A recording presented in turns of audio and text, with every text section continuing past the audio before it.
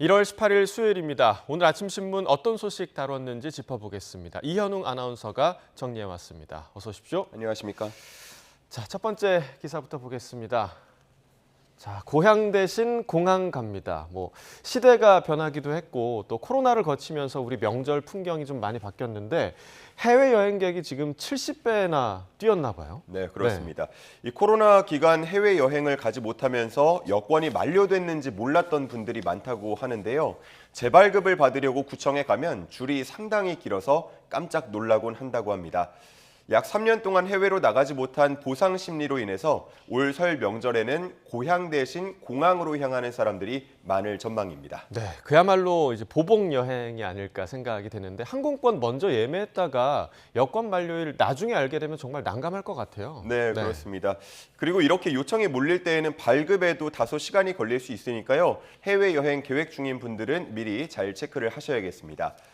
각 여행업체는 당사 예약자 수를 비교해서 70배 늘었다, 90배 늘었다 이렇게 표현을 하고 있는데 인천국제공항 이용객 수를 비교해 보면 작년에는 설 연휴 기간 2만 8천여 명이 공항을 찾았다고 하고요. 올해는 48만여 명이 찾을 걸로 예상이 된다고 하니까 17배 정도 늘어날 것으로 전망이 되고 있습니다.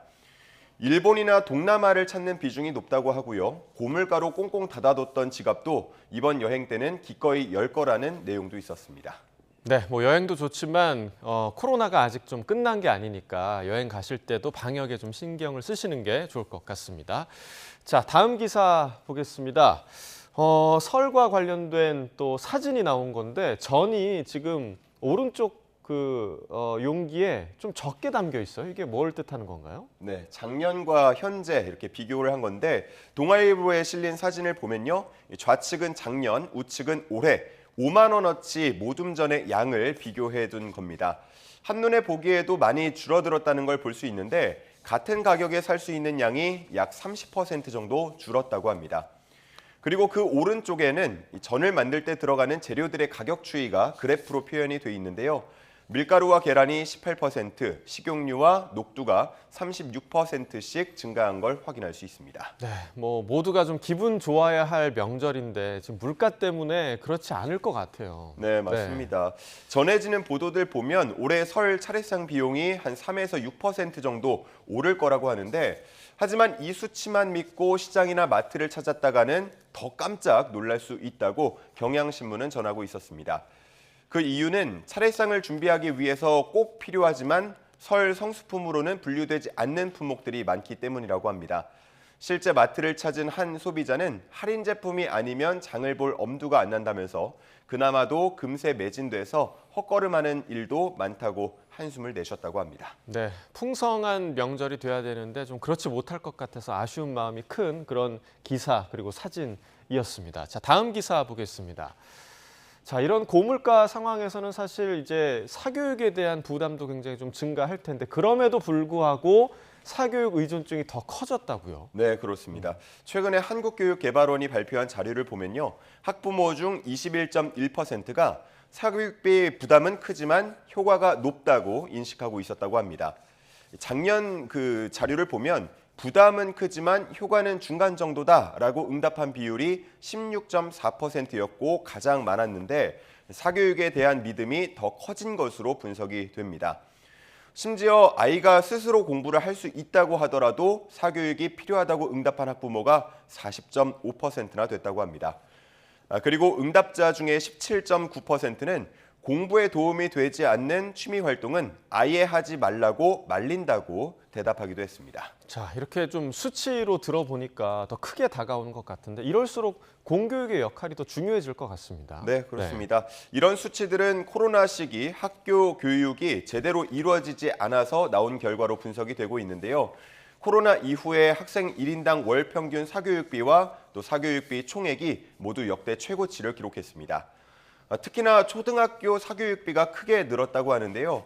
방과 후 돌봄 문제와도 연계된 것으로 볼 수 있겠습니다. 전문가들 역시도 사교육 의존도를 줄이기 위해서는 공교육이 더 강화되어야 한다고 지적하고 있었습니다. 네. 공교육 강화는 늘 언급돼 왔던 그런 부분인데 사교육이 계속해서 강화되는 것 같아서 참 우려스러운 부분인 것 같습니다. 자, 다음 기사 보겠습니다. 자, 어제 이 한국형 전투기 KF-21 보라매가 초음속 비행에 성공했다. 이런 소식이 있었는데요. 관련 소식이죠? 네, 그렇습니다. 음속을 단위로 나타낸 게 마하인데요. 어제 KF-21 보라매가 음속을 돌파해서 비행에 성공했습니다. 순수 국내 기술로 개발된 항공기의 음속 돌파는 이번이 처음이라고 하고요. 또 시제기를 넘어서 개발이 완료된다면 독자 기술로 초음속 전투기를 개발한 8번째 나라가 될 전망입니다. 이 보라매는 최대 마하 1.8, 즉 음속의 1.8배로 비행할 수 있도록 개발되고 있습니다. 그 작년에 개봉한 영화죠. 탑건에 보니까 마하 10을 찍는 장면이 나왔었는데 이건 영화라서 가능한 건가요? 네, 그렇습니다. 네. 영화는 영화일 뿐이고요. 사람이 직접 타는 전투기 중에 마하 10의 속도로 나는 초음속 전투기는 지금까지는 현실에 존재하지 않습니다. 마하 1.0, 즉 음속을 돌파해서 비행한 것만 하더라도 충분히 대단한 성과로 볼 수가 있겠고요. 방사청은 앞으로 2026년까지 6대의 시제기의 시범 비행을 통해서 개발을 완료한다는 계획을 세우고 있습니다. 이 개발이 완료된다면 공군은 2032년까지 120대를 도입할 계획을 갖고 있습니다. 네, K방산이 계속해서 좀 두각을 드러내고 있는 것 같습니다. 자, 마지막 기사 보시죠. 댓글 수백만 개 쓰고 입법 로비, AI 여론 조작 더 막강해진다. 자, 작년 말에 세상에 나온 인공지능 챗봇이죠. 챗 GPT. 지금 교육 문제뿐만이 아닌가 봐요. 네, 맞습니다. 네. 고도화된 대화형 챗봇인데요. 이 챗 GPT가 사회 여러 분야에 영향을 주고 있습니다. 최근에 뉴욕타임스에는 챗 GPT가 어떻게 민주주의를 탈취하는가라는 하버드대 교수들의 공동 기고가 실리기도 했는데요. 이 교수들은 챗 GPT를 사용해서 각종 뉴스나 또 블로그, SNS 게시물에 매일 수백만 개의 댓글을 달고 여론을 호도할 수 있다고 지적하고 있습니다. 또 이후 정치 네트워크를 이해할 수 있게 된다면 특정 정책 영역에서 가장 큰 영향력을 가진 의원들을 식별해내서 적은 비용으로 효율적인 로비도 가능해질 거라고 전망했는데요.